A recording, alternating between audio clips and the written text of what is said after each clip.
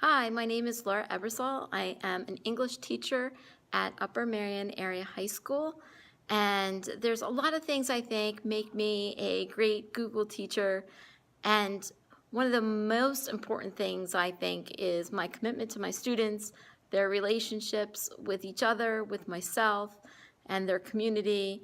And I'm always looking for ways to have them try new things and create new possibilities for themselves that help them figure out their purpose and their place in the world. The part I really like about Google is its commitment to not just providing tools and technology to support teachers, but also the philosophy of education that goes along with creating strong community members. I love asking questions like what if, and also when students get discouraged and they're not doing well, talking about the power of yet and that they haven't accomplished things yet.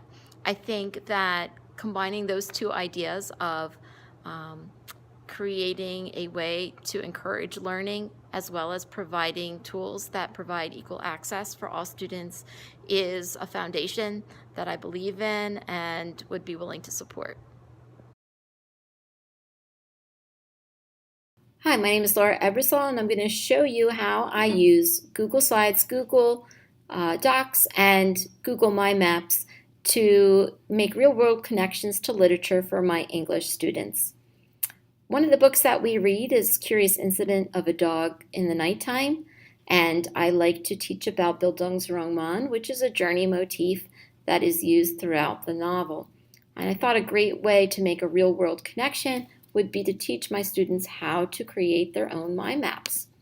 So in the presentation, I have a link to My Maps, and this is a Google Doc that I've created that shows the directions for how my students can create their own Google My Map.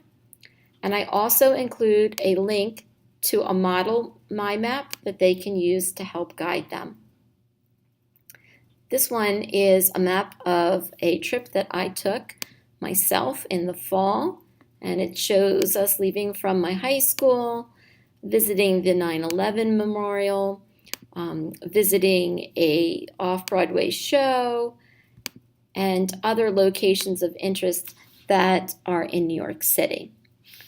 I'll use the Edit tab then to walk my students through directions on how they create their own My Map. And one thing that I try and utilize is the Google search bar to help them add points of interest very easily. So if I think of an area that they might visit, I'm going to try the Chrysler Building in New York City. And if I want to add that to my map, I hit Add to Map. I can then use the icons at the bottom to personalize my map. So I could use style, I could do color, I could use popular icons. I do ask them in my assignment to type a brief note. So I might say, I visited here before going to lunch. And then they can save that. I ask them to look for a picture, and they can use any of these if they have an existing picture, if they have it saved in their Google Drive, or if they want to use the Google search. They can type in the location that they're looking for, select a picture, and then hit select. If they like that picture, they save that to their place card. And then I ask them if they would like to add driving directions. So they can type in one of the previous places that is listed in the trip, like Times Square. Select that, and it will add it into their trip. So this is how I use Google Slides, Google Docs, and Google My Maps to help my students make real-life connections to the literature that they're reading. I hope you enjoyed my presentation. Thank you.